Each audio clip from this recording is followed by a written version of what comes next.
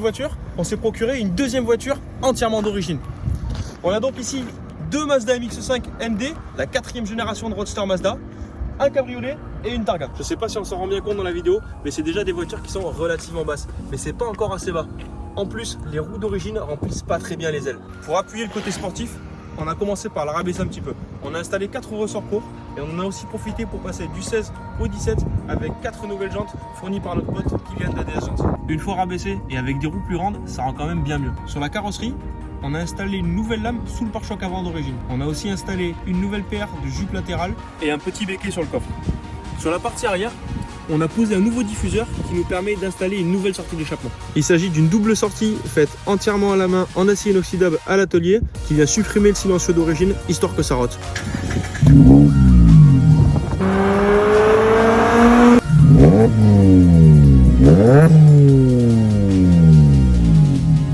Bon allez, maintenant on va les torcher un petit peu pour voir ce que ça donne en dynamique.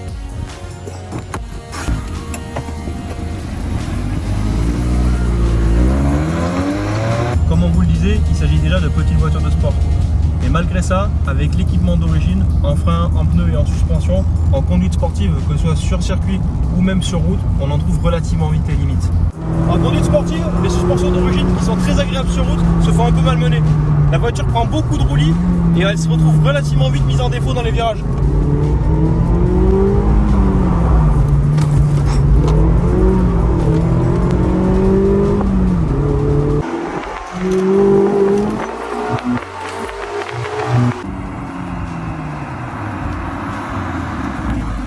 Installer des ressorts courts, ça a aussi un avantage, c'est que ça a tendance à raffermir le comportement dynamique de la voiture.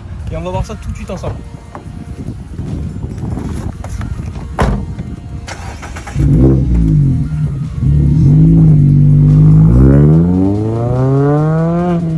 Bon, déjà, je sais pas si vous l'entendez, mais avec l'échappement, c'est déjà quand même pas la même chose.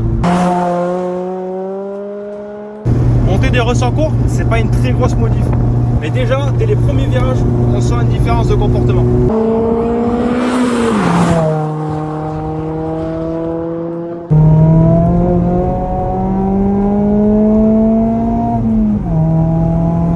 Alors, on sent la différence, mais ça ne transforme pas la voiture non plus du tout au tout.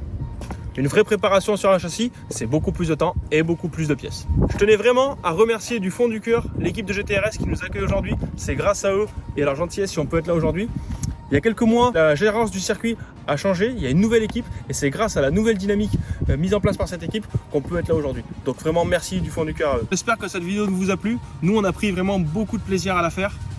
N'hésitez pas à la commenter et à la liker. Pensez à nous suivre sur les réseaux et à très bientôt. Allez, salut!